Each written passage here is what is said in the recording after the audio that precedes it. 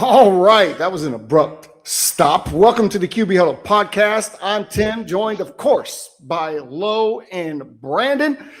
Please be sure to hit that subscribe button before we get too far along. This podcast is produced by Brandon Franklin and New Era Media, syndicated with allaccessfootball.com, and a proud network partner of FanStream Sports Network.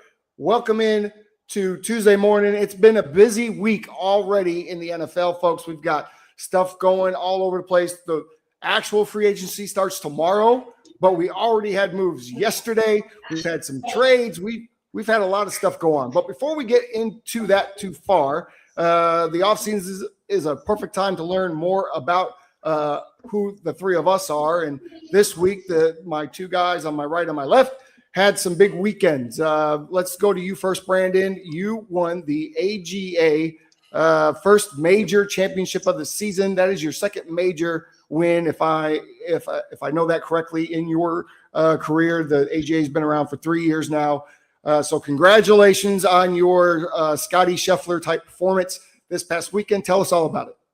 Well, thank you, man. I don't know about Scotty, but everything just came together. Right. As you guys know, last week, even before we got on the show, I was super pissed. I was going through a new swing change. It was very unfamiliar. I was a little nervous of getting out there because I thought I was just going to shank every shot. And I put in a lot of work and it finally paid off. And I think going to that practice round on Friday with Slade, man, it was just everything just came together. I thought I could play with the missed shots that I had and just execute. And it just came down to putting, getting up and down. I think I was 7 or 9 and scrambling.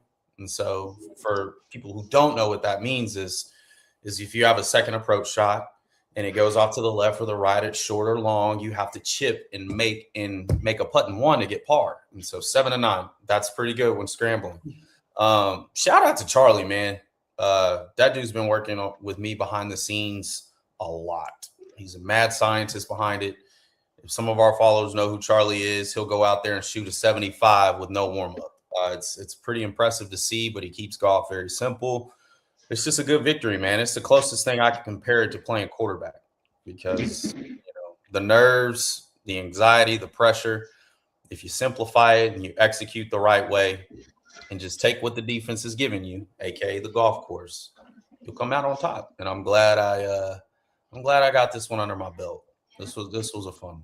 So well, good for you. There you are in all of your glory. You've got obviously the dress code is quite loosey goosey in the AGA. We've got the shirt untucked. We've got the khakis. Look at the calves though. Look at the monstrous calves that are just popping through.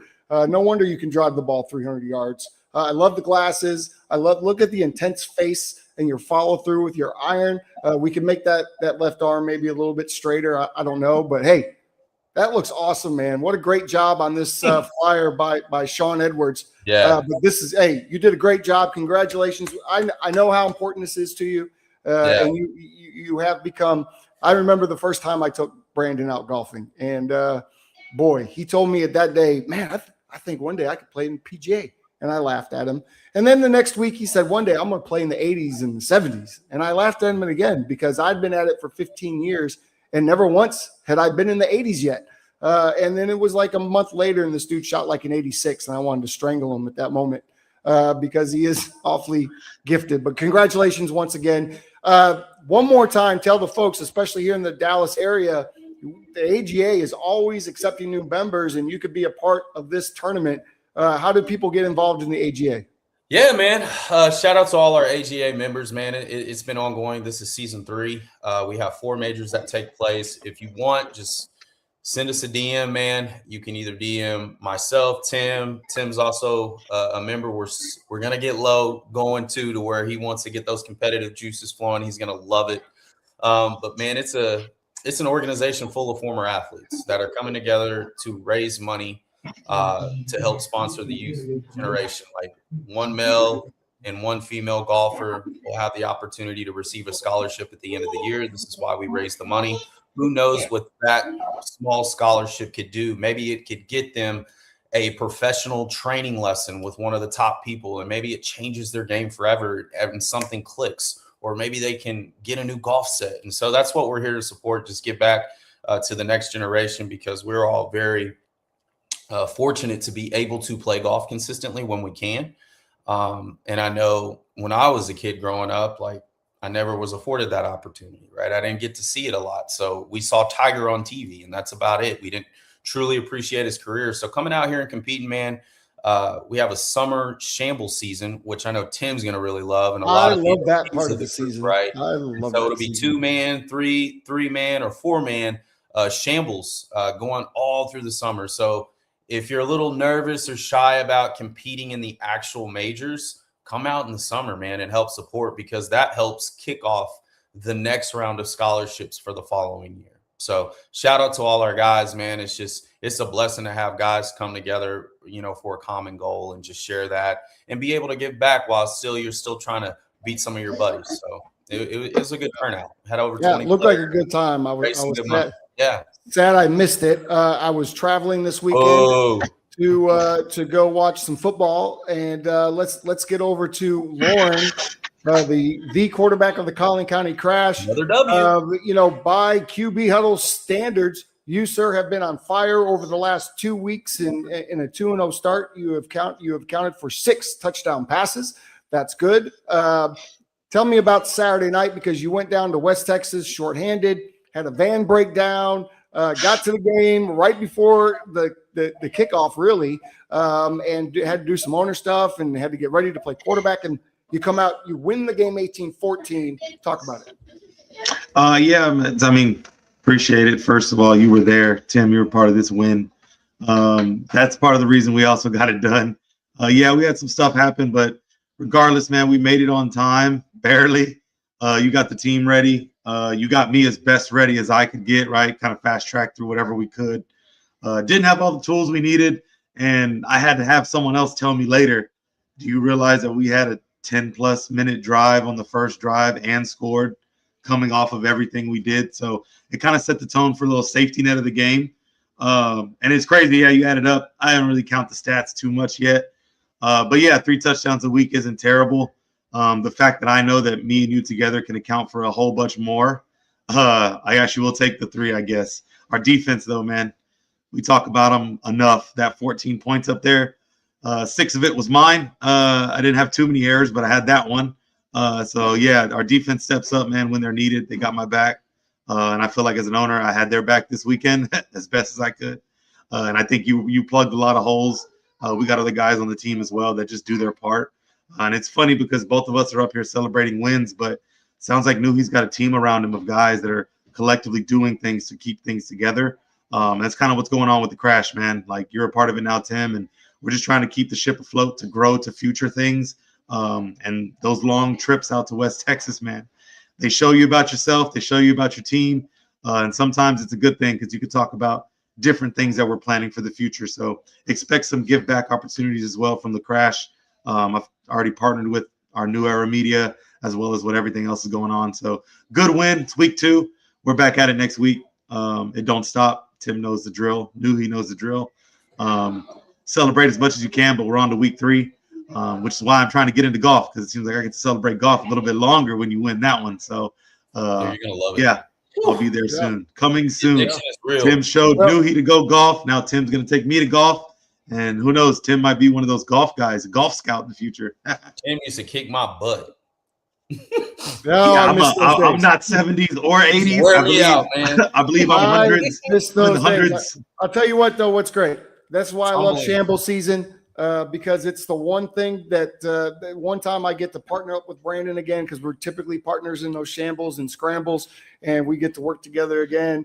And that's always fun to have him as a teammate. And when we get into those 3- and 4-man teams, we're going to have to bring Lauren around, and we're going to have to sign him to the team as well. So it's all quarterbacks, so we can all have that same mindset. Although golf, got to get the cameras out there. We'll get the cameras out there for that one.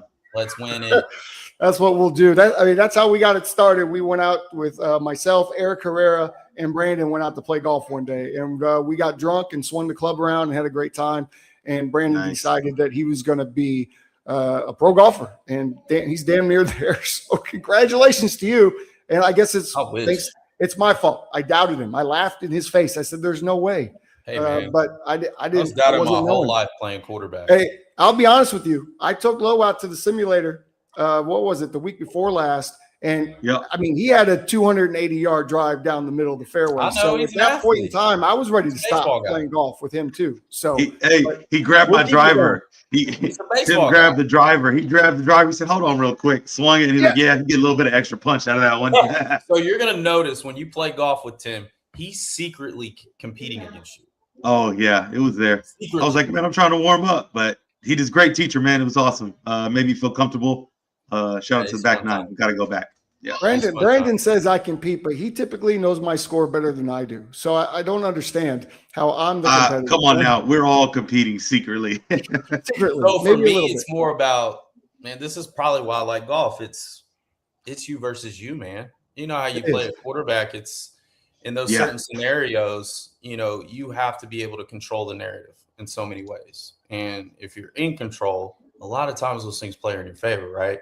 But this game and this position is so challenging that it drives you because you'll never have the perfect game. You never will. So hard. It doesn't exist. It's not that I'm competing with Brandon. It's envy. I think he's naming the wrong emotion because I'll see him drive 280 yards. It'll curl perfect, fall in the middle of the fairway, and then I come up and shank 130 yards into the woods. And I'm like, Lee, I'm not competing with Brandon. I'm envious of what he has just done. He has a great scrambled driver. That's true. That's the guy. Like, hey, Tim, go put it in the middle of the fairway. Yeah. While everyone else drives, then they can. Then we can just. We talked about this, Lauren. We talked about this because Lauren was driving the shit out of the ball too. You young, strong guys.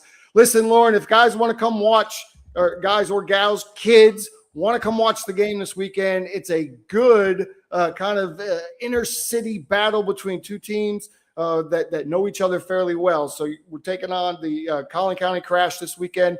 Take on the Soto Tarantulas. Is that okay? Correct. Yeah, we'll be out at Southwest High School. Yeah, it'll be at 7. High School. Flyer will be flooded all over the social medias this week. It's all locked in. We're good to go. It is a good battle of a long-standing TUFL team that has won the league before, and they're in the way of what we're trying to do right now. So, it'll be a good week to pop out. Weather should be nice. Hopefully, this rain clears out. It's going to be in the 80s. It's going to be perfect. Come out, watch the QB Huddle. Lauren Morales play some quarterback. I'll be there with a play sheet just to look cool. But come on out and watch us play this Saturday night in Southwest High School in Fort Worth. Southwest. You Brandon have an eternal sideline pass. All you have to do is show up. So. Well, I just got to see what the little one's doing, and so there you go. Never obligations or RSVPs needed, Nuhi. You just send the text. There you go. Let's get into some of these transactions. We got to get. I'm excited. I'm sorry. You just see the NFL. This is the best part of the NFL. I forgot about this part. This is awesome, baby. It's fast and furious. Now, listen, we may not get to everything and everyone because the list is large of what's already happened. The league year actually starts tomorrow, but we've already got some guys in principle signed with teams. We had some big trades go on last week. Man, yesterday was a crazy day. At the top of it, Kenneth Walker to the Kansas City Chiefs, and Travis Kelce has come out and said, I'm staying. He's playing. He's back. Chris Jones is excited, right? He tweeted, we are so back. The Kansas City Chiefs are 100% back. What are they going to do with Pacheco, though? That's my question. Now you have Pacheco and Walker. Am I missing something there? Is Pacheco come start down? Trade? Is he trade bait? Tough red zone scenario. What's going on? Hard. Okay, so K9. We forget K9 was injured the last couple years. Yeah, he can do everything, but he worked best this last year because he wasn't hurt, and that's because Charbonnet was there, right? They managed it well. Yeah, he had the big load, but only for the one game. Like, this is perfect. You really get a Kareem Hunt type player with like 7 years younger. So I think they're good. I think it's a great fit. Great move. Didn't have to pay him too much, in my opinion, if you ask me. Running backs aren't Todd Gurley's of the world no more. So I think it's a market stretch. I think it's fine. They traded McDuff. Oh, man. Here they go. Chiefs bounce back. That's all I got to say about K9. To me, this tells me that Andy Reid is going to slow down Patrick Mahomes a little bit and rely a little bit more on the run, right? And give Patty a break and not have him do so much, especially coming off the injury that he's going to be coming off of with that ACL. So to me, running back depth's important, and it's proven that if you run the ball well and play defense, you can win a Super Bowl. I mean, the Seattle Seahawks just proved that. So I like the move for the Chiefs. I love the move for Patrick Mahomes. Brandon? Yeah, I really love this move, man. I thought the Chiefs were going to go and take the Notre Dame running back. But, with Kenneth Walker moving in, where does that go? And, where does Pacheco go? I mean, he's going to bring a true explosive run threat. I mean, we all know that, if that offense can stay balanced, it really opens a lot of things up, a lot of one-on-one opportunities with Kelsey and some of the receivers that he has. I think it takes a lot of pressure to what you attest on Patrick, especially coming off that ACL injury. When is he coming back? Knowing Patrick Mahomes, he's going to probably be there week 1. But we'll see. We'll see. And so now I think, it helps balance KC again. And, with a legitimate run game right now, that's scary. And so defenses can't just play too high all day. So now they're going to have to force play in the box a little bit more. Again, opens up one-on-one opportunities. So good move for KC. Well, Tom Brady told us in the Super Bowl, I don't know if you guys caught this during the game when they were talking about Walker, and he said it's a good thing he can run because he's not very good at pass blocking and he can't catch the ball. I don't know if you guys heard that during the game. Tom Brady called him out. So I'm looking for him to be the 1-2 back, and then Pacheco to come in and be the third down back, right? Catching out of the backfield, getting pass protection because he is a good blocker, getting the screens and things of that nature. So you get to use them both in 2 different ways. Oh, the Chiefs are going to be scary. And speaking about quarterback, you might be right. Patrick Mahomes may be back day 1 because Gardner Minshew is out the door. By the way, he's in Arizona. He's going to Arizona. Found out yesterday. I like that. So who's going to come and take Gardner's position? We don't know. It won't be Mitchell Trubisky because he now plays for the Tennessee Titans. That happened yesterday. That's the question. Is Cam Ward in trouble? Is Cam Ward in trouble? That has to be a sign. That has to be a sign that Patrick's back for week 1. That's what I'm thinking. That's what I'm thinking. I got one. What? McBuns. Oh my Let him go learn. Oh my God. Yeah, you want him to learn so much. I'm not mad at that. There ain't no chance he's starting. You're not letting. He's not starting in Minnesota, brother. That ain't happening. I think he's a McChief. Yep. He could be a McChief instead of McBuns. I don't like this at all. Here's another big signing. We're going to move on. This might have been the biggest move of the day that we learned about yesterday. Mike Evans to the San Francisco 49ers. Now, before that, it was only about 30 minutes before that got announced that the Bears were going to get Mike Evans, which I was so excited about. Turns out he goes to San Francisco. Is he a fit? Is he a fit for your 49ers? 1,000%. Absolutely. I know. I feel like what they're going to do with Mike Evans is what you saw Sean McVay do with Devontae Adams. That 12-14 touchdown in the red zone, right? Uses that big target. We've really got to set him up. I think this really works out for him, especially if Juwan Jennings, hopefully he stays and they can renegotiate some things because now we got 2 6'4" and 6'5" receivers on the outside. And we can squeeze Rick in, who's, by the way, probably 6'2" guy. And 1,000%. Now, what I am nervous about being a Niners fan, God, we just can't stay away from injuries. And this is a guy that's coming hampered in, right? Had a bad shoulder, had a bad hammy. There's rumors, there's controversy about, conspiracy theories about the power plant that's right next to the training facility, right? Soft tissue. Makes me a little nervous, right? But I love the move. I think it's going to be great. Mike Evans said he wanted to play with a Super Bowl quarterback. So I said about Baker. I mean, Chicago would have been the perfect place to go. I'm just saying. Right now, the Bears are loading up on their defense. They got a safety. They got Devin Bush from the University of Michigan. He's one of my favorite Michigan players over the last 10 years is Devin Bush. So I'm very excited. Driving over that. Yeah, I'm leaving that alone. You could double back to Chicago. So they double back to the conspiracy. Winner, Tim. 49ers, look, I don't know about you, but tell me if my math is math in here. Juwan Jennings showed he can be more than a number 2. But the 49ers also showed, we don't need a number 1 like that. We did all last year without Ayuk. Ayuk was a waste. They threw it down the drain, got rid of it. move Jawan Jennings to the technically number 1 or Pearsall. You have 3 number 2 wide receivers because Mike Evans doesn't have to play the number 1. You also have George Kittle, and your number 1 option is the offensive player of the year in Christian McCaffrey. Like, this offense is now slow and steady, and I mean very, very steady. They're going to monitor the injuries, no explosive plays. They don't need them. They're about to scheme the hell out of everybody in that division. Pretty much. I don't know. I really, really hate but love this for you, Nuhi. I hate it, man, but I love it's it. Good, but I also think we need to see. Hopefully, Mike Evans can help mentor Ricky as far as his body, how he takes care of it, because he's young, fresh, and talented. Rick's got a lot of talent, but Rick can't stay healthy. So what does he eat? How does he take care of his body on a day-to-day basis? This is an all-around great move, in my opinion. And Jennings, it affects the locker room tremendously. Dogs that you'd love to have him on any team, any roster. He's not as obviously exposed as, but he's Mike Evans 7 years ago without the blow up. You know what I mean? He plays like him. He plays like a big guy. Throw him the ball.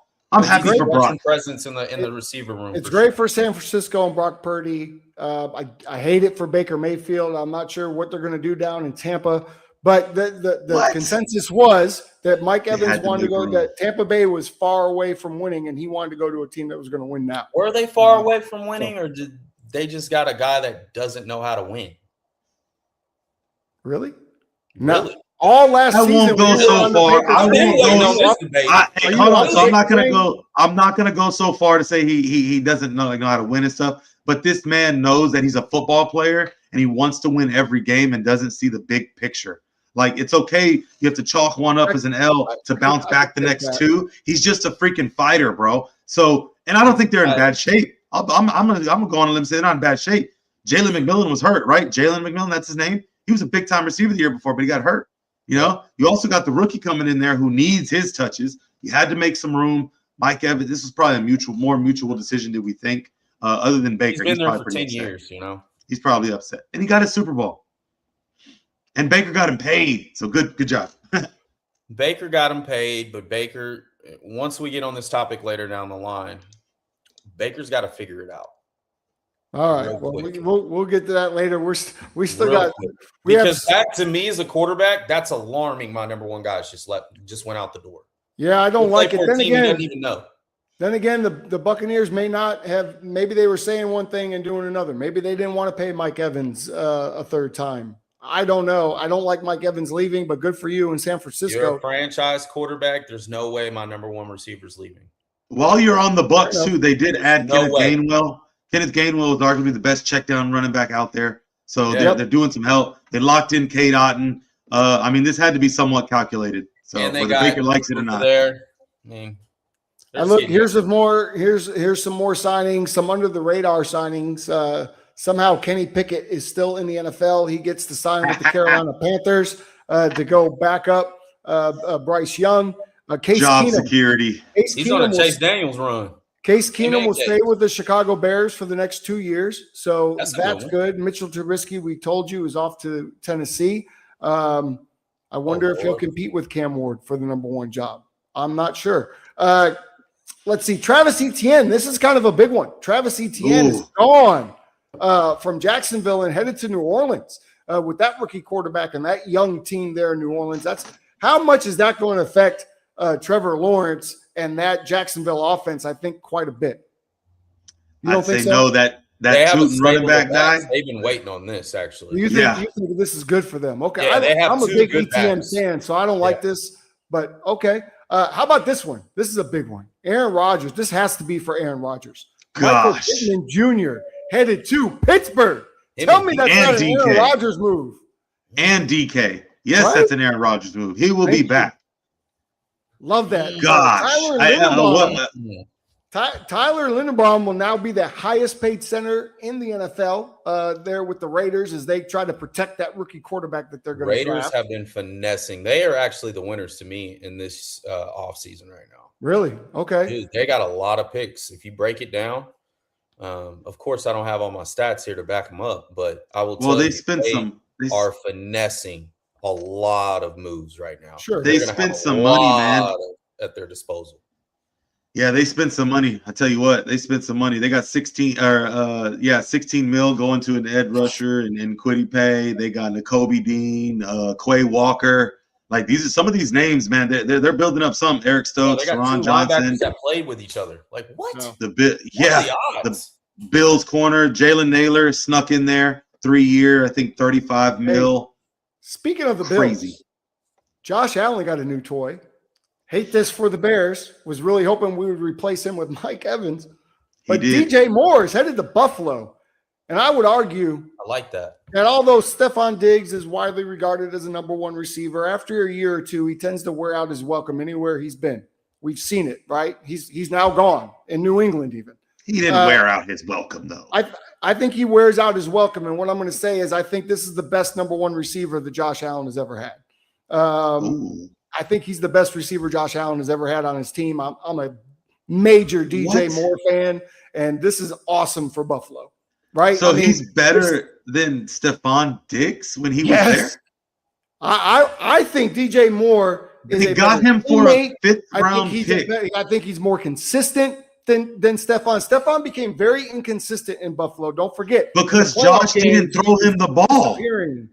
Josh didn't throw him the ball. We're going to blame Josh Allen. His targets went from 10 a game to 3 in the playoffs. He had to leave Minnesota.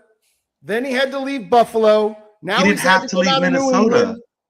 He was on his big contract. No, he was on his big contract out of Minnesota. Okay, so he's not a. You're making an excuse right now for Josh Allen. Like it's I'm okay. just saying this is to me, and maybe I'm wrong. Yeah. It's my opinion that DJ Moore is the best receiver Josh Allen has had to date. And I think that's why DJ Moore's been kicked around to like 3 different teams already. What if I told you that this was a salary cap move in Chicago? What's that? What if I tell you DJ Moore's not our number one receiver? Oh no, he's still not their best receiver. Khalil Shakir is still their best receiver. They gave up a what for him? A fifth. No, they didn't give up. No, they swapped seconds. They swapped seconds and gave up a fifth. That's it. All right. Well, I guess we'll see what happens. But I'm going to say that Josh Allen's about to have one of his best seasons ever with DJ Moore. How much you want to bet? Well, I don't bet. So what do you want to bet on a round? It's very hard for me to earn money, and so I like to keep it. Our jobs are very, very new driver. I'll bet you a bag of Skittles. Hey, I heard those are bad for you now. They're banning everything. Oh, really? Man, everything. Skittles are poison.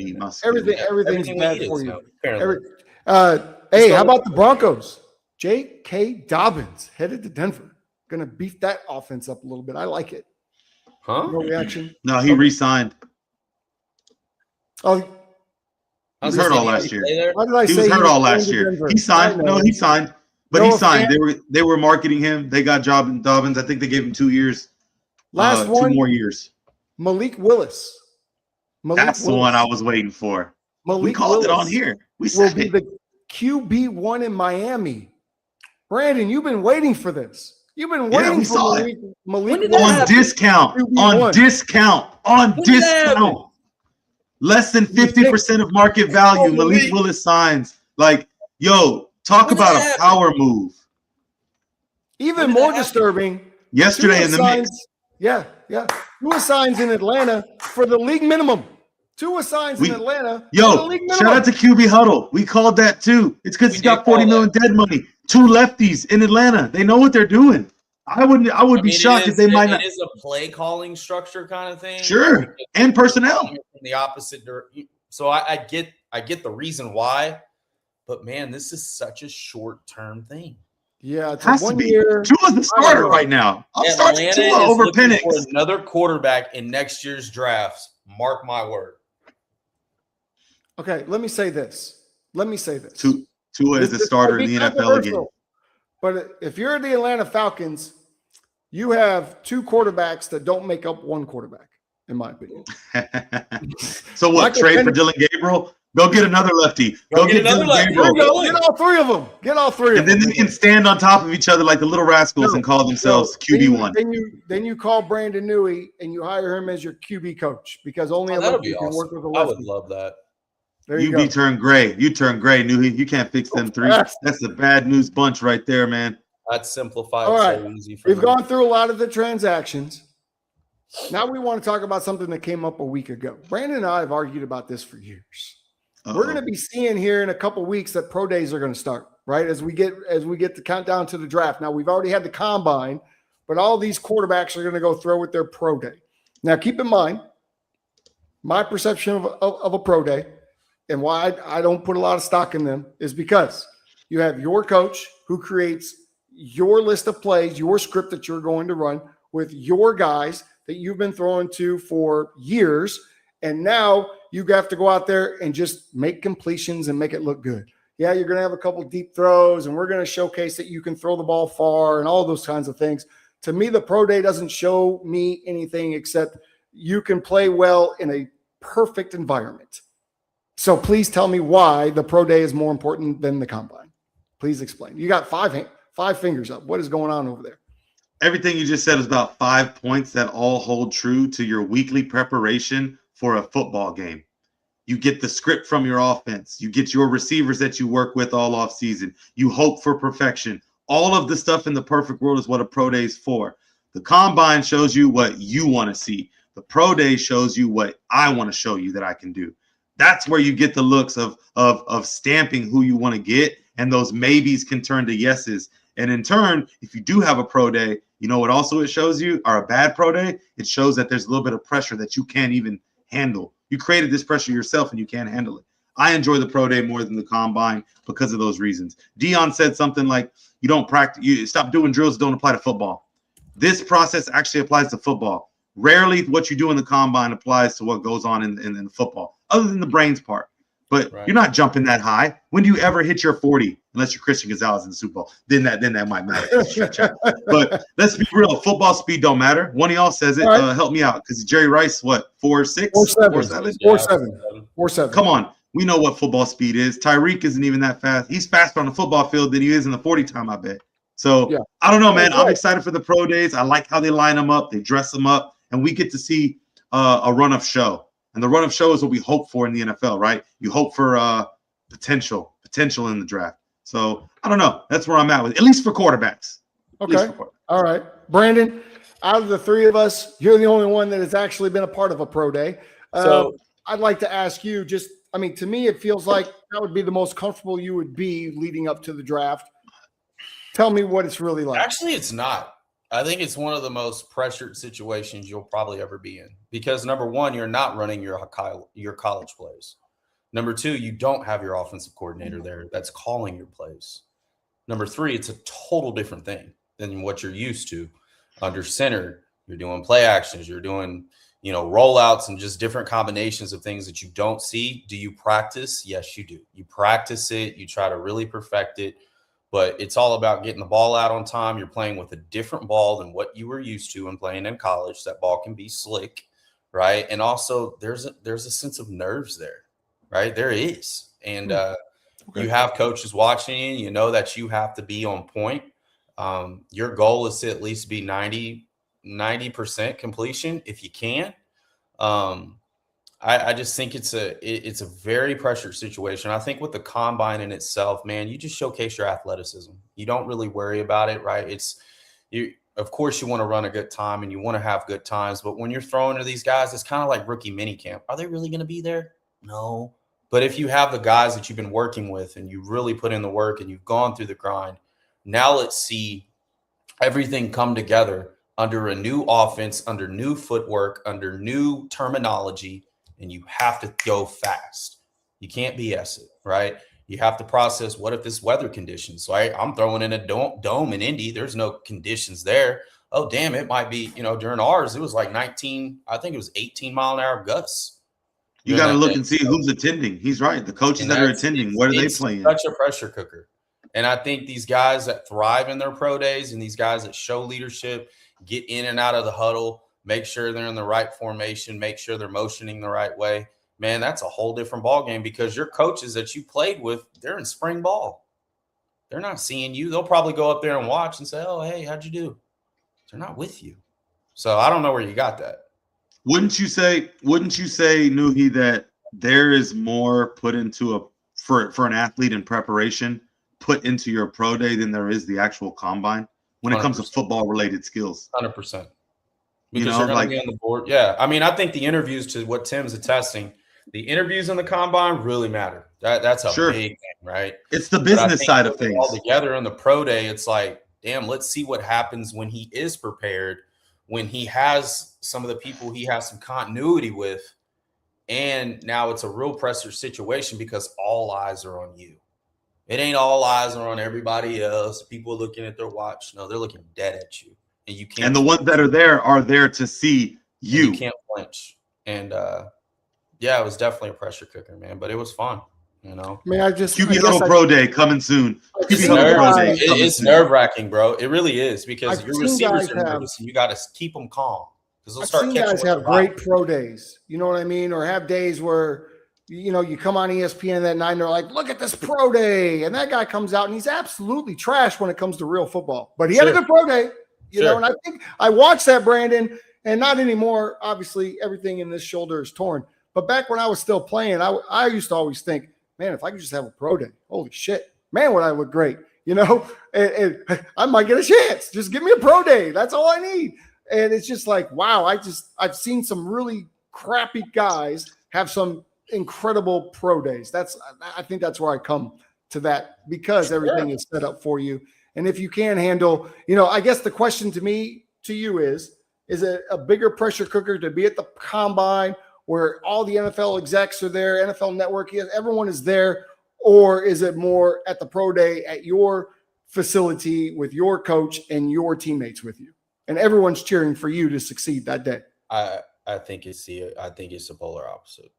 I mean, one's a recital. I have to respect what you're saying. One's a recital with a bunch of NFL players' future. The other is a solo with the spotlight on you. Okay, fair enough. It's pressure, bro. It's pressure. Your hands are sweaty. I mean, you're nervous, right? Your center's nervous. Your receivers are hella nervous because it's quiet. It's quiet. You get the golf claps going. It's a whole different playbook than what you're used to. You ain't going out there and just taking 100 snaps outside in the gun. No, it's play action stretch. It's, you know, just pause out, roll out a little bit, show you can move. Step, give us a hitch, climb the pocket. Yeah, absolutely. Very hard. And people make it look easy. Why? Because they prepare. Preparation creates separation. All right. It looks like I'm interested to know from the QB huddlers out there, what do you think what's more important to you? What do you enjoy more, the pro day or the combine? What's more important to who you draft? Is it how they perform at the combine or how they do at the pro day? I'd love to hear what you all think about that. That's a great question too, because Justin Herbert, his Senior Bowl is what did it for him. Correct. Right? It wasn't the pro day. It was how he played football. Same for Josh Allen. Yeah, you're going to get – but see, Zach Wilson's combine made him crazy. His pro day throwing across, and then look what happened there. So that's the ladder of what we talked about. I talked about that earlier. In Zach's defense, I think he went to arguably the worst franchise to develop quarterbacks. I was just about to say, you did your pro day. Yeah. I think if he goes and falls in a scenario like, hey, we kind of want you. If Mac Jones leaves, we'll take you because we understand you have talent. Now we can harness that a little bit and teach you. Man, if I'm a backup quarterback, I'm applying for Green Bay's job right now. Green Bay or San Fran, you can't go wrong. Yeah. Look, the times have certainly changed, and it's tough for the younger quarterbacks now because typically if you're a really good young quarterback, you get drafted to a team that needs a quarterback, right? And most of the time, those teams are not ready to win, and they don't have the pieces around you to have success. Right. It's not like it used to be in the 80s and the 70s, even the 90s, where teams, for the most part, stayed together for a long time. And so even if you got drafted to a bad team, there was a veteran quarterback there, and there were pieces, right, that you could start to build on for the future. That's gone away. Everyone's going to win now, right? You need that money. You need to win. You need it now, and things have changed. The math behind it, man, that rookie reserve, if you get a quarterback that can perform young in those first 4 years, imagine what you can buy with the rest of that money for your team. So the timing has now played a factor with that new rookie salary cap thing. They got the reserve. Absolutely. Plus you got the tag. Now you got more money. Football is freaking changing, and it's great. It's nuts. And we love free agent frenzy. Let's talk about some quick reactions, though, as we go through this. First one up, Tua's release cost the Miami Dolphins $99 million in dead money. I guess here's the question. How bad do you have to be at your position for your boss to assume a $99 million debt and have you walk out the door? He wasn't worth it in the first place. Ooh. Mm-hmm. Ooh. Couldn't win a cold weather game. Ooh. I'm not. I mean, facts No. over feelings in this. That's thing. when you get divorced and all your friends tell you, If I'm paying you $200 million to execute, if I'm paying you $200 million to execute, I don't give a piss where we go. We can go to Canada, Antarctica. I expect you to play at a high level. Weather does not matter. This is your job. Okay, let me ask Lauren. Let me ask Lauren. Lauren, you run an Under Armour store, right? Have you ever had an employee that was so bad that you would eat their $30,000 salary for the year, right? I'm just guessing what a salesperson on the floor makes, that you will eat that salary and tell them to walk out the door and you will still pay them. Just please don't come back. I mean, that's what it feels like. It's embarrassing. It is pretty embarrassing, but someone got out of here clean, scathed, and no one's talking about it. And that's Mike McDaniel. Mike McDaniel did this. He did this to Tua. He was the one that offered the deal. Notice he signed his big old Miami money when Tua got his. So that's why this is bad. I've thought about this, and I was tough on Tua because I'm talking just football. But the business side of it, he left you on the side of the road, Tua. To figure it out your damn self. He done upgraded from you to Justin Herbert. He took his step down and still has a job. And it's crazy because now Tua, luckily he does have a job, and he got paid. So I guess I can't really, he got the severance. McDaniels went from a quarterback who didn't win a playoff game to another quarterback who still ain't won a playoff game. He went from if I'm going to play man to if I had weapons man. So he went from an if man to an if man. But at least one's not throwing up gang signs. So hey man, he upgraded. Tua need to retire, bro. Let me ask you this: simple. He's the starter. Tua's the starter in Atlanta. Tua's going to start in Atlanta. He's going to ball too. Quick reaction. Yep. Thank you, Brandon. You've already kind of done it. Is he next year's Sam Bradford? Does he rejuvenate his career and get paid? Or Sam Darnold? Sam Darnold. Rejuvenate his career and get paid somewhere else in 2027? No, because he's not durable enough. Okay. No. That's one thing about Sam. Sam was very durable. He played 32 games and never got hurt once. He had some rib cartilage in the playoff game. Didn't look like it affected him. So that's a big, strong kid. Tua's already had 4 concussions and X amount of years that he's played. Man, he's one hit away from retirement. Hear me out. Oh, here we go. Hear me out.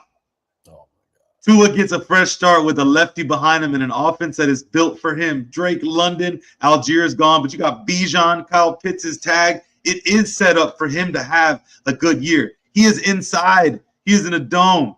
He can't throw the ball far, but he can throw it early. If this guy plays football like we know, because I don't care what y'all say, look up the accuracies. This man's accurate. When he's protected, he can dot. If you can get Drake London and Mooney and all them to get behind it, man, you might actually have a little something in possibly the worst division in football right now. Yeah. Now here's the I don't know. So he's not getting another deal somewhere else, Tim. You're right. But he could get a deal in Atlanta. I think Atlanta is setting themselves up for long-term quarterback failure and headache. And when I say that, they just drafted Michael Penix. Let's say Tua does have a good year. And you want to re-sign him next year. Let's just say that happens. At that point, you have to allow Michael Penix to move on. You're not going to give him the long-term contract. So now you've lost the rookie. He's on 4 years. You got him. Tua takes one more hit to the head, and he's gone. So now you don't have Tua. They're going to wake up in 3 years and not have a quarterback on the roster. I'm just saying. No, they're doing long-term disaster, in my opinion. They're doing what you said. It's a recipe for good disaster. You get a quarterback like he said next draft, but you have 2 bridge guys. So you got to draft a quarterback again? They're both rolling next year, man. If Tua doesn't show out or Penix doesn't show any type, this is the most simplified offense in the NFL under Stefanski's offense. It's the same kind of offense as Shanahan, Kyle O'Connor. It's the same offense. It's easy. Sean McVay, it's quick, get out, get rid of the ball. That's his thing. Let me tell And you you what's have gonna happen. you have the best running back, arguably the best running back in football. Yeah. Let me give you a scenario. And he's in the NFC South. Not next That's year. what I'm saying. No It's whole perfect. games. It's Maybe perfect. next year. No, hear me out. Next year, the Atlanta Falcons will trade with the Cleveland Browns to bring Shador Sanders back to Kevin Stefanski and run that offense because both Tua and Penix will be out the door. And Stefanski, whether people believe it or not, actually likes Shador. He actually does like Shador quite a bit. You're halfway Perfect right. quarterback for him. He trades with the Browns, downgrades from a lefty, and brings in his lefty, Dylan Gabriel. And He does not that's want what Dylan happens. Gabriel. He doesn't want Dylan Gabriel. Shador ain't Come leaving. on. Shador ain't leaving. He's a starter. He ain't leaving. Perfect timing. Shador will come and start in Atlanta and have a chance to win. There you go. Cleveland's not going to win nothing. Golly. Next up, we were supposed to talk about Mike Evans, but we already talked about Mike Evans at nauseum. He's going to San Francisco. The only question I guess I have, what number is he going to wear? I saw him in a number 4 in a fan art yesterday. I'm not sure why he would wear number 4. Who wears? Does anyone wear number 13? Rizak. Brandon Newey? Brock Purdy. Rizak. Oh, Brock Purdy's 13. My fault. So he's going to have to change numbers. What number is he going to wear? What did he wear at A&M? 15 or 13. Oh, he wore the same. Yeah. He's going to have to go to number 3. He's got to change numbers. Oh, my goodness. Hey, how about this? The Bears lose their assistant GM. Who cares? Next. No, I'm just kidding. And they don't get any compensatory picks from the NFL. Tell me why. Explain He why ain't the playing. NFL hates the Chicago Bears. He doesn't play. Why would you get a comp pick for someone who doesn't play? You always get comp picks when you lose a GM or assistant GM, but the Bears didn't. The NFL is up in arms about it. Why aren't you two? Because you hate the Bears. Why would he leave? He got signed. I bet you it has something to do with. I bet you it has something to do with the fact that it was voluntary and not He just involuntary. built that. Maybe. I don't know. I don't have the answer. Is this the light-skinned dude? Yes. What? No, Let's it's take not a peek. the GM. This is the white guy who's the assistant GM. Oh, It's probably because he got fired and it wasn't voluntary. Nice team for the past couple Maybe years. it wasn't. I don't know what to say about it, but the Bears didn't get any compensatory picks because the NFL hates the Chicago Bears. They know love wham, your stadium. wham, Your team's about to leave and go to Indiana. Like, what's I going know. on with your team, bro? The NFL can't like that. They can't like the team leaving the city of Chicago. God, I hope that doesn't happen. All right, you guys don't care about the Bears. How about this? Since we have a Patriots fan and we already talked about, I like the Bears. Stefon Diggs. Cue the Who freaking will take crickets. Stefon Diggs' place next year, Mr. Where's the Mr. crickets? Patriot fan? We got What? crickets, producer. Let's just moment of silence real quick. Cue the crickets, okay? Because we have done nothing. What about We have not. Daubs. We've looked at Romeo Daubs. That's who I guess we've acquired or looked at. We're still pushing for AJ, and I really want to go for it. I think they're just holding off. I think they're holding off. That's Vrabel's guy. He showed you already what he could do with Diggs. Okay. This was Vrabel's draft pick. He's trying to get him back over here. He wants to be over here. Edelman already said he could wear 11. I'm like, I don't know how that works. You're not happening. So we'll see. But I think AJ Brown is hopefully. If not, I don't know what the hell we're doing. There's talks that our first round pick is up for grabs. It's pick 29. No one wants it. This is where you look back and be like, damn, if you don't win the Super Bowl, it sucks to just get there. So, yeah, we'll see what happens. They got something, or they're really, really high on Kyle Williams. And I know he did really great last year. He's a burner, but I don't see that. We need something that's going to upgrade our wide receiver room ASAP. There's a lot of guys in this draft that you will have at your disposal with receivers. We're just at that point. We're going even There's younger. a lot of freaks in this draft at receiver. This is true. Well, Brandon, where both of you guys kind of like Diggs, I get the sense. Where should Diggs go? Where is a good fit for a Stefon Diggs? I've got one idea. I hate to say it because I don't want him to go there, but anyway, where do you guys think Stefon Diggs lands and takes over another receiver core? He need to go to therapy.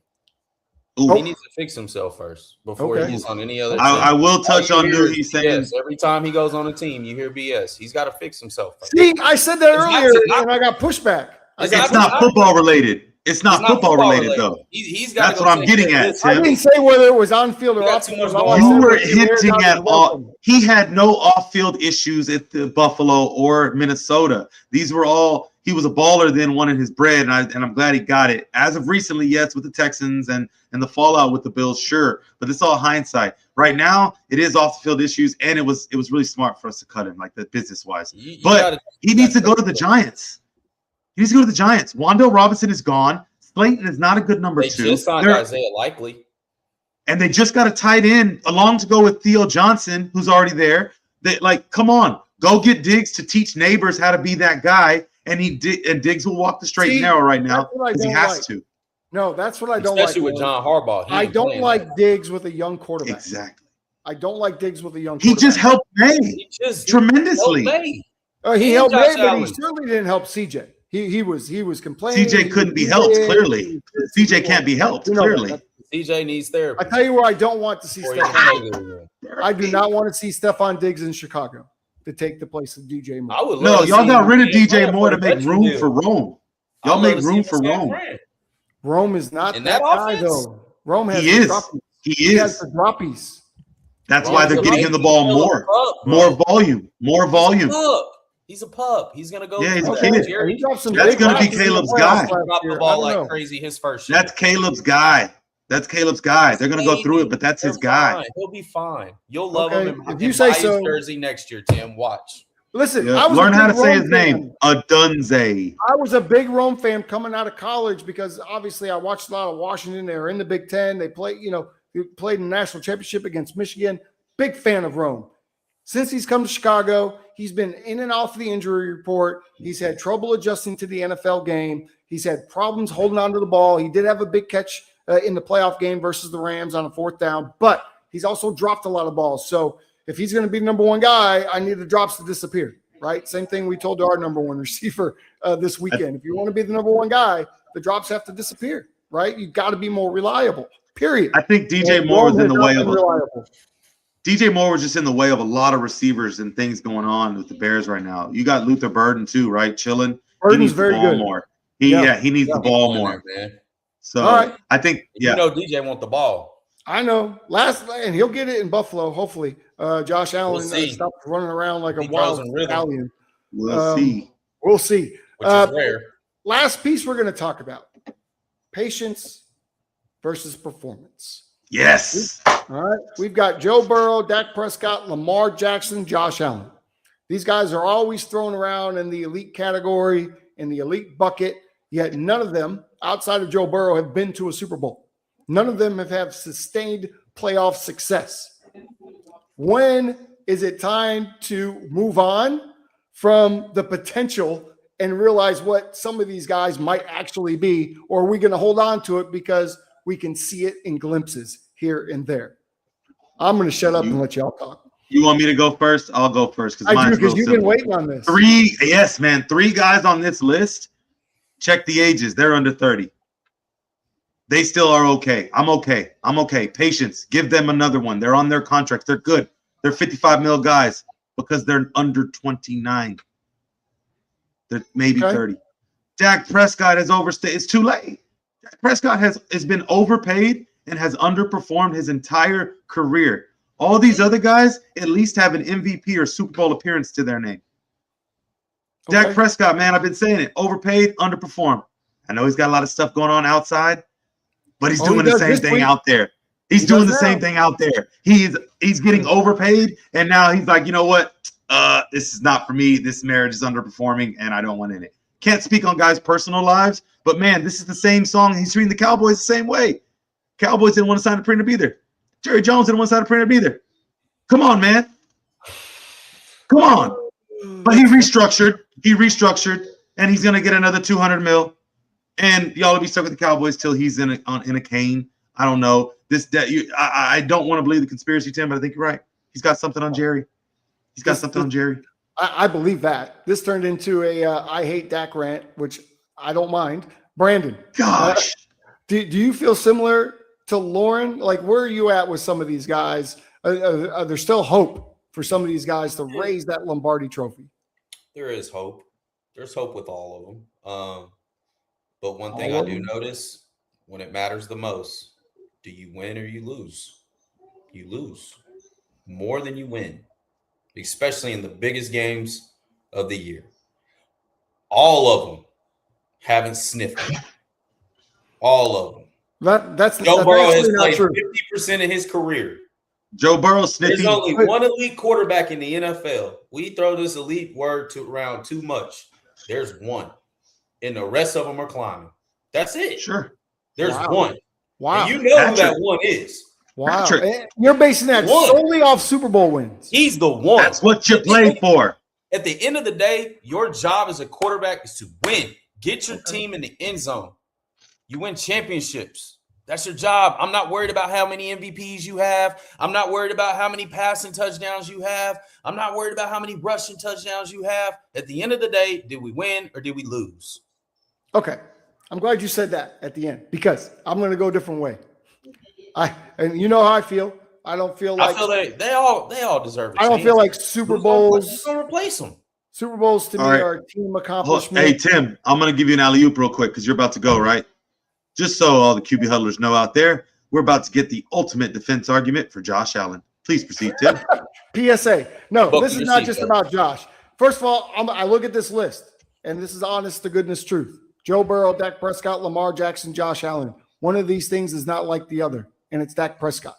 All of these guys, well, Lamar has not been in an AFC title game, but he's been close. He has. Yes, he has. Oh, I'm sorry. He was in an AFC title game. Dak Prescott has not been in an AFC title game. Dak Prescott has not been close to an NFC title game. And he's had teams to do it. Dak Prescott didn't come into the NFL draft thinking that he was going to be a guy. All these dudes came into the NFL draft thinking they were going to be a guy outside of Josh Allen. And the only reason he got dogged is because he came from Wyoming. If you watch the film, you think he has a chance to be a guy. Here's what I'll say. The Cowboys aren't doing anything to help Dak Prescott on the defensive side of the ball. They've given him every offensive weapon. They're not going to put any defense out there for him. You're right, Lauren. His time is past. Dak Prescott will never win a Super Bowl in Dallas because the Dallas Cowboys can't get their shit together enough to create that atmosphere to win a Super Bowl. So he's out. Joe Burrow plays for the Cincinnati Bengals. They have been irrelevant my entire life, right? All their money is going to three guys, and they're about to lose their best pass rusher. Joe Burrow, unfortunately, to me, is a victim of his own circumstance that he created. And I think elite player, but probably never going to win the Super Bowl.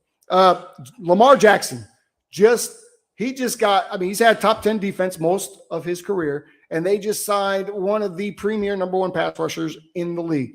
They were injured last year defensively. I expect they'll be back healthy. Lamar Jackson is out of excuses at this point, much like is Josh Allen, because all the talk was that you never gave Josh Allen weapons, me included, but now DJ Moore comes waltzing in the room and you didn't have to give up anything. You still got the leading rusher in the NFL from a year ago. You shore up that defense a little bit. You have your guy as your head coach. There is no more reasons for the Buffalo Bills not to win. You have a brand new, beautiful stadium at Highmark, right? I'm not saying you have to win, a Super Bowl, but golly, you have to compete. You have to get back to the AFC title game, maybe get there. Josh Allen's out of excuses, as is Lamar Jackson. They should both be at the top of the league next year based on who's around them and what they have. Dak Prescott, not so much. And Joe Burrow, it's the Cincinnati Bengals, bro. Tim, I never thought I'd say this. Yes. Damn. That was a good take. Well, thank you. I agree with it. Never thought you'd say that. But what I will say this. We agree. But I will say this. This is a hot take. What if they're all on the hot seat? Dak's not. As we know, he's got something on Jerry. Jerry will never let Dak go. You sure? What if they shit the bed like they do every other year? What if Joe Burrow gets hurt again or breaks his pinky or does something and he has an emotional breakdown in the script? What if Dak has an MVP caliber type of season but can't advance past the wild card? What if Lamar has an incredible run and these guys are 13, 14 wins and you lose in the divisional round? What if Josh Allen does the same thing? And he's gunning and they don't make it. I don't know. How long can you take this? That's the question. I'll give you one hypothetical. Let's say they all play bad. They all get cut. traded on the block. 3 of those guys are getting another 4-year deal somewhere. Dak is getting a 1, maybe 2 year. Like I said, the tapes ran out. He wouldn't have got his last deal. He wouldn't have got his last deal if they'd let him walk. But that was the fear. Right? But what are we going to find? And someone will pay him. No, they wouldn't have. They wouldn't have. I mean, honestly, Jerry's going to stick to his guns here. And Dak Prescott's going to retire a Cowboy, even if he's out there, like you said, with a cane. He's going to be the Cowboy starting quarterback as long as he wants to be. I don't know what guns Jerry's sticking to, but it's a musket. Know. I do see, though, the Bengals, if you look at their contracts, especially with the 2 receivers and the quarterback, you look at a couple years down the line, and those numbers aren't going to work anymore, and Cincinnati's going to have to dismantle, right? And for Joe Burrow's sake, I sure hope that he's one of the guys that gets out, because I just don't see it happening in Cincinnati, right? He's going to have to go somewhere else to win. I feel like Lamar can win in Baltimore, but I will give Lamar one excuse. You got rid of John Harbaugh, and you have a new head coach. That's tough. Max Crosby never played with a number 1 receiver. All 4 of these quarterbacks that you just mentioned have number 1 receivers. 2 of them have multiple. And one has 2 MVPs and should have been 3. I will have to jump in too, man, because you said it, Tim. Dak, they don't do anything for Dak. Are you kidding? Defensively. In the last couple of years, they haven't done a lot on the defense. They've been beefing up that offense, brother, y'all were one of and the it never best seems to matter. In the league a couple years 2 ago. years ago, they were the leading fantasy scoring defense out there. We were intercepting passes like crazy. I'm talking about, what have we done since then? Our defense. Let Micah go. That's it. That y'all thought it was okay. Let Demarcus Lawrence go and go win a Super Bowl. You let 2 of your best defensive players go. Thank you. But to say they've never done anything is crazy. We signed a guy that had a career-ending horrific leg injury and thought that he would become our starting middle linebacker. I mean, what are we doing? You picked up an edge rusher. You picked up a D-end. They went to get a safety. I think Aubrey got to – this is another thing. He got like a tag or something. Mil. Yeah, and rightfully so. The market went up. He said, don't leave kickers out. Market goes up. You better go pay him. Speaking of Aubrey, you better go pay him. One last thing for us to discuss before we get out of here from a quarterback perspective. This is the last of it. Daniel Jones and the Indianapolis Colts. Yesterday it was reported they could not come together. The Colts made an offer. Daniel Jones said, no, I want this. They are seemingly fairly far apart in what the Colts I think he turned down 36. He wants 50. 50. What are you doing if you're the Colts? Are you going to try to continue to negotiate and try to get this done? Or are you going to let Daniel Jones walk out the door and go sign Kyler Murray? I'm just guessing. But first off, Gino's still out there too. Because he's full of shit if he thinks he's worth $50 million right now. Ooh. It sucks, but you're right. The injury drops him down. I'd have taken the $40 million. Yeah, he's lucky to get that. You're lucky to even get that, bro. Now he's gonna get. He'll get a Malik type contract, but not that many years. He's gonna get another 1 year, probably somewhere, maybe 20 if he's lucky. Or was that him or is that his agent? Like sometimes the agents get in the way. Is this the agent? This is a Duke product. I know he has something. He ain't dumb. No, he's okay. Let's just say the Colts don't want to sign him to that. He's back to New York. He's going back to New York. Tyler as a Jet. What if I say this to you all? This is going to shock you. What if I said the Vikings would go back and bring Daniel Jones back? Why not? Not for 50. Not for 50. Nah. Daniel better take that Baker Mayfield deal and keep it pushing. He won one playoff game. Interesting. So Daniel Jones could price himself out of the market completely. Pretty much. Yeah. Okay. Or be a backup and threaten someone's job. Be a backup and try to. In all reality, I like Daniel Jones. Somebody has to go to Minnesota. I like Daniel Jones, but he had injuries in New York. Somebody's got to go to Minnesota. 6-7 really good games last year for the Colts before he went down. So what in that 6 to 7 games? I mean, it's tough. Great games. Worth $50 million, 7 games. I'm asking you that what did he do? $50 million. What did you do in those 7 weeks that told you that you? The only place that he could have got that would have been in Indianapolis, and he would have to stay healthy, and he would have got the 50. He would have got it if he'd have stayed healthy this year. Sucks. It's unfortunate. So what are the he Colts got going him to do? for sure. So we don't think the Colts should bend the knee to Daniel Jones, and they should go ahead and grab either Geno or Kyler. Go get Kyler. That's what we're saying. Go get Kyler. Is Kyler going to be on a 1-year prove-it deal wherever he goes? I think he's absolutely a 3-year deal. Ooh, that would mean someone's banking on him being a starter. Maybe the Jets. Mike Evans signed a 3-year deal, and we all know he could probably be out by year 2. This is true. I think those 3-year contracts. Diggs signed a 3-year deal last year too. I don't think I'm not offering Kyler more than what Tua got. Honestly, that's what I'm going to offer you. I'd give him the Baker Mayfield deal. Tua only took the minimum because he's getting paid from the Dolphins. Okay, but you're going to give him $100 million. The Baker has at least proven himself. While Kyler, we know, is a great athlete. What did he prove? He just proved that he's tough. He just proved that he's a tough, great football player. And he gets himself hurt, and he falls we knew out that fourth half of the year. And we knew that. He did nothing new. Put your GM the hat on. walk-on story is over, bro. You're an 8-year veteran quarterback. Put your GM hat on and tell me which quarterback you would take. Oh, cool story, bro. I need you to win. You need a quarterback, and those are the only 2 quarterbacks on the market. Which one are you taking, Baker or Kyler? Baker. Okay. He's just a better Okay. I rest my case. I don't have to say anything. I might not take Baker. I don't know. Neither know how to win yet in the NFL, like consistently. Neither know how to do it. They're very close to being the same player, actually, when I break it down. Kind of. Very close. Just one's more faster than the other. One's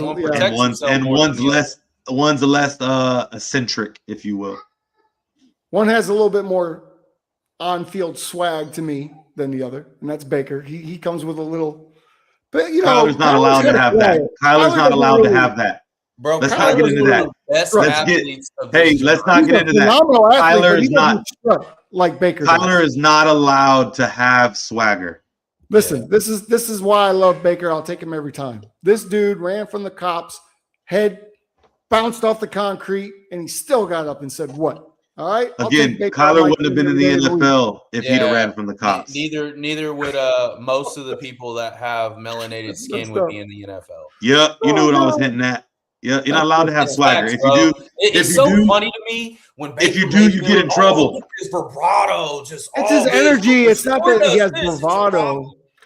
It's different. BS. Some guys, it's different. If you're selfish and it's all about you, I don't like selfish. That. But if you are gritty and you are willing to run over linebackers, that's a different energy. Tim, I'm going to give you an example, Tim. $40 million to run over a linebacker. I'm going to give you an example, Tim.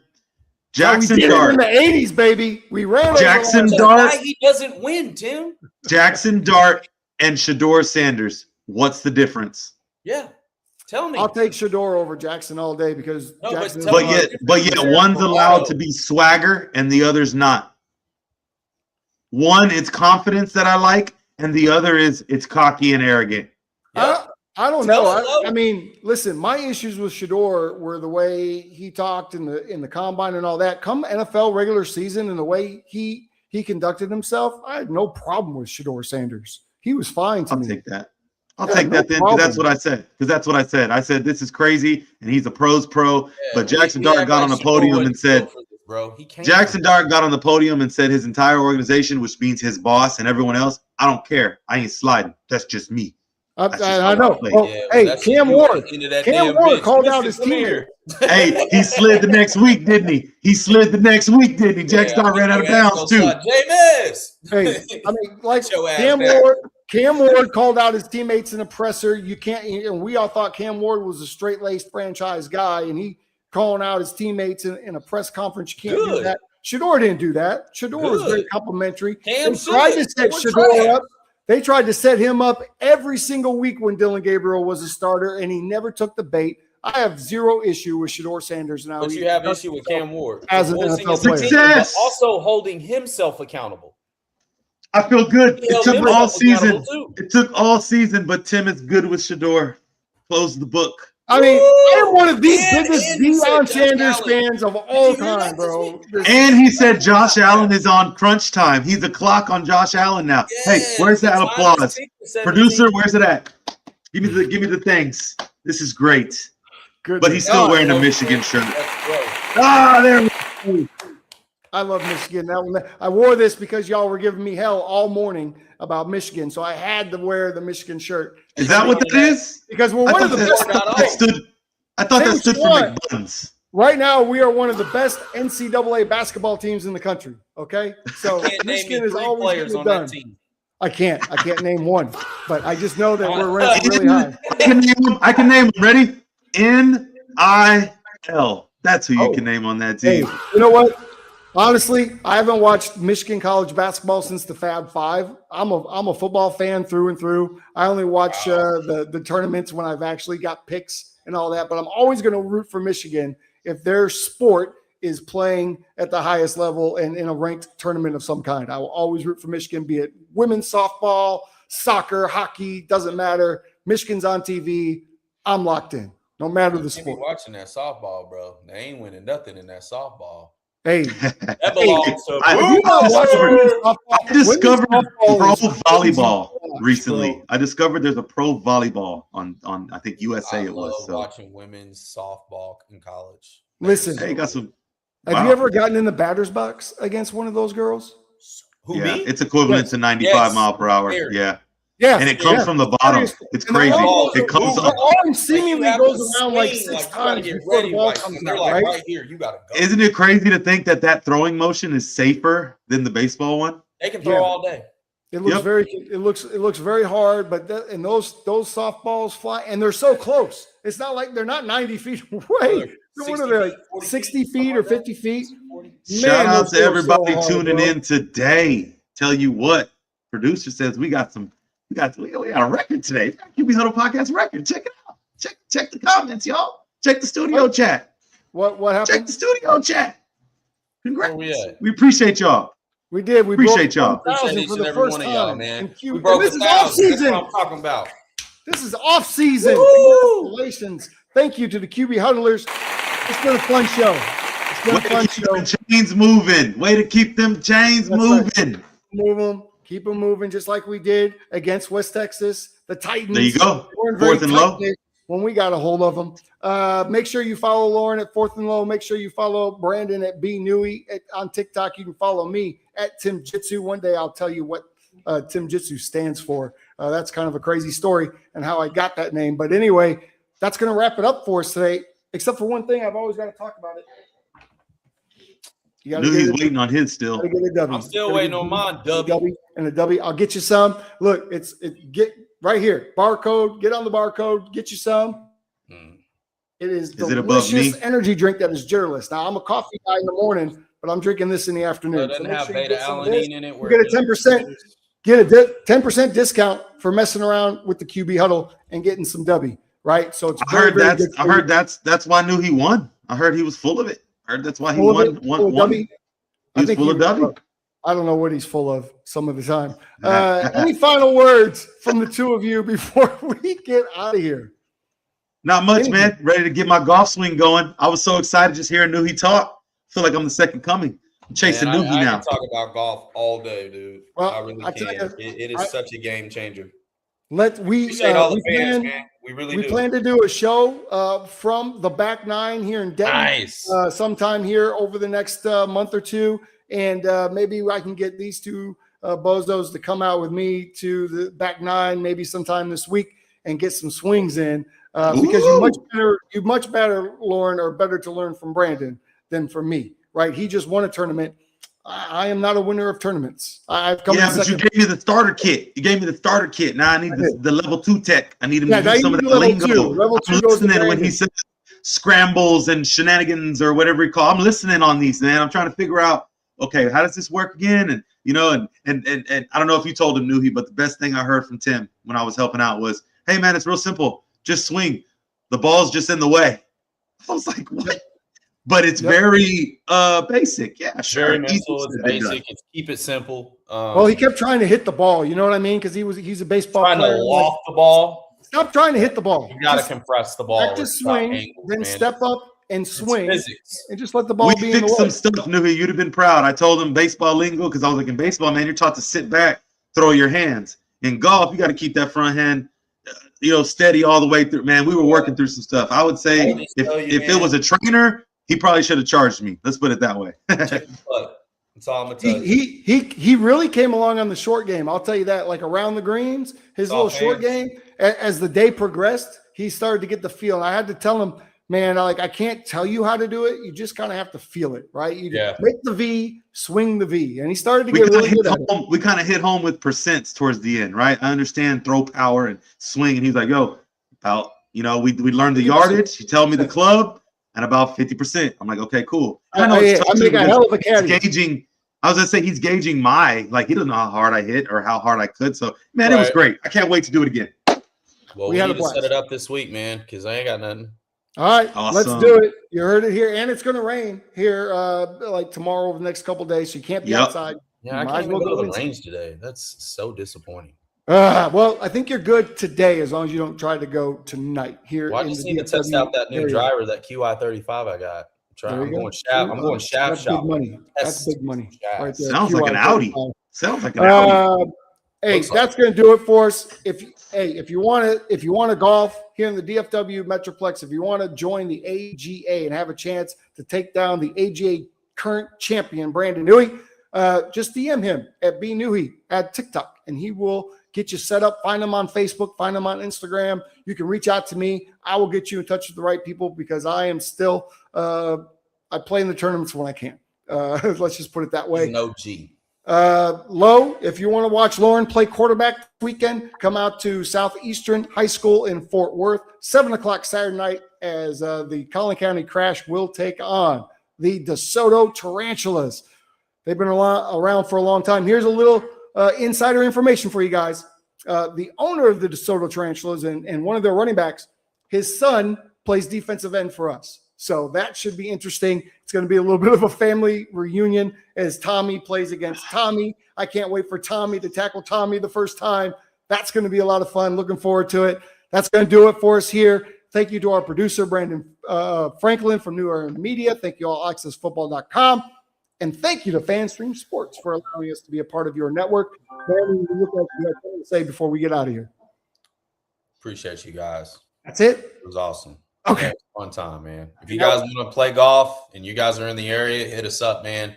It's a bigger purpose to what we're doing, and we're very fortunate to do it. So, if we don't see you on the golf course and we don't see you Saturday night, we will for sure see you next Tuesday as we wrap up all the free agent frenzy stuff that is going to be taking place over the next few days. So enjoy it. League starts tomorrow. Until next Tuesday, keep those chains moving, folks. We'll see you. Go Pats.